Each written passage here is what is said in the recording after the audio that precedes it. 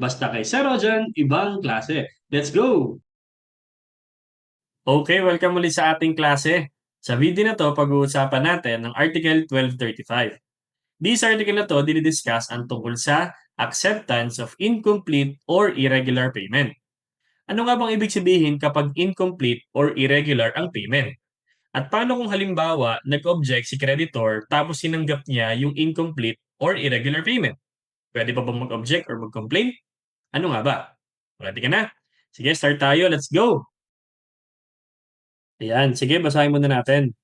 Article 1235. When the obligee accepts the performance, knowing its incompleteness or irregularity, and without expressing any protest or objection, the obligation is deemed fully complied with. So, continuation pa rin ito ng ating extinguishment of obligation, which is payment. Pero ang pinag-uusapan naman na dito ay paano kung halimbawa tinanggap ni creditor ang isang performance or payment kahit alam niyang hindi pa tapos ito or hindi ito akma or sumusunod dun sa napagkasunduan. So, acceptance of incomplete or irregular payment. Yan. Pag si creditor tinanggap niya ang isang payment na hindi kumpleto or irregular, ang nangyayari para siyang nagkakaroon ng waive. Nagkakaroon siya ng waiver of right. Ano ibig sabihin ng waiver of right? So pag sinabing waiver, para mag-constitute siya na may waiver, na yung waiver, ibig sabihin nun, merong intentional relinquishment. So parang inaalis niya yung kanyang karapatang magreklamo or magprotesta knowing merong incompleteness or irregularity. So intentional relinquishment of a right.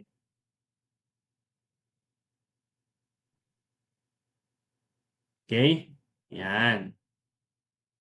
Kaya ang nangyayari dito, pag nagkaroon ng waiver, alam mong merong defect dun sa performance, pero hindi ka nag-object. Okay? So therefore, hindi ka pwede mag-object sa isang bagay na tinanggap mo. Alam mong hindi okay. Parang ganun ba? Si creditor, hindi siya pwede mag-object dahil yung defect dun sa performance ay dahil dun sa alam niya, tapos itinanggap niya. Okay? Kaya sinasabi dito, the creditor cannot object or without expressing any protest or objection, therefore, yung obligation is deemed fully complied with. Okay? Paano sir pag halimbawa later on nagreklamo siya? Ay, hindi pa nga pala tapos ito. Hindi na muna ako magbabayad. Ay, hindi pwede. Okay? Kasi si creditor is considered to be in estoppel. Okay? So, pag nagkaroon siya ng acceptance of incomplete or irregular payment, considered to be si creditor in estoppel. Considered to be in estoppel. Yan. Or, again, winive niya yung kanyang right na mag-enforce ng complete or regular payment ng isang obligation.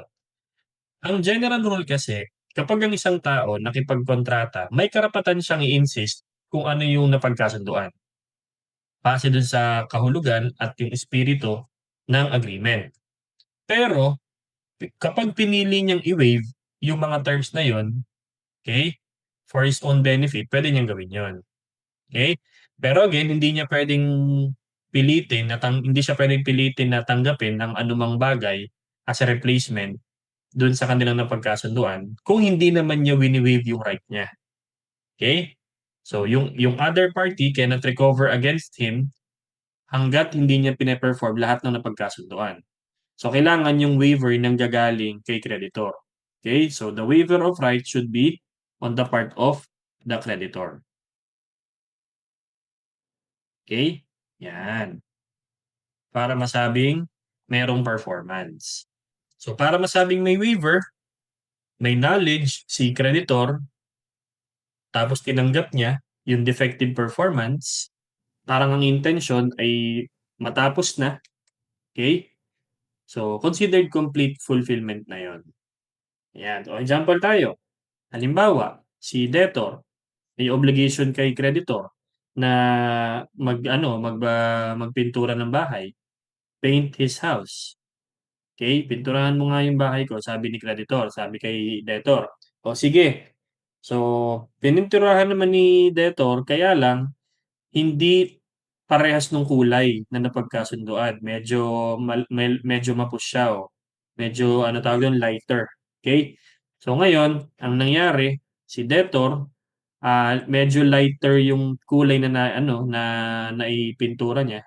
Pero may knowledge si creditor about dun. So with knowledge, therefore, parang anong nangyari, inaccept niya yung irregular performance.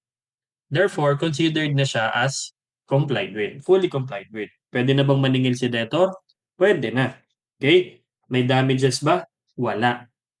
Kasi wini-waive niya yung kanyang right to compel the debtor na magbayad ng damages.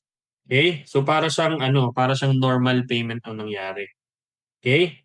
Alam niya na kulang or hindi tama yung kulay, tinanggap niya, tapos wala siyang protest, walang objection.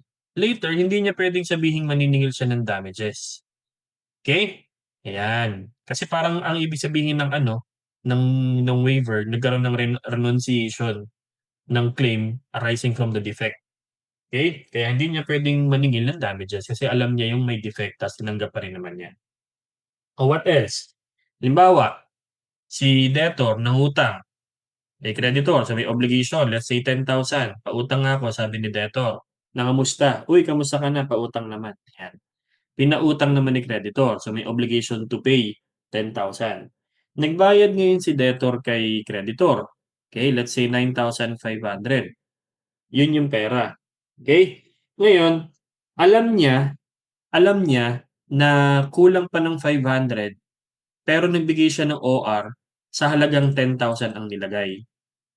So therefore, si creditor, alam niyang kulang yung payment ng 500, nag-issue pa rin ng resibo, acknowledging 10,000.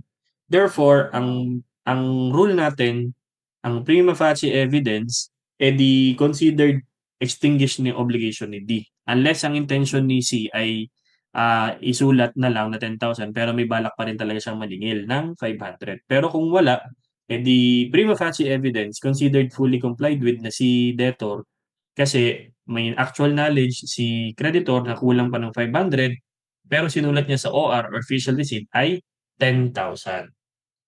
Okay? So dito nagtatapos yung Article 1235 tungkol siya sa acceptance of incomplete or irregular payment. Kapag si obligee or creditor tinanggap niya yung performance, alam niyang hindi pa tapos or hindi tama, tapos hindi siya nagreklamo or nagprotesta, considered to be fully complied with na yung obligation ni debtor.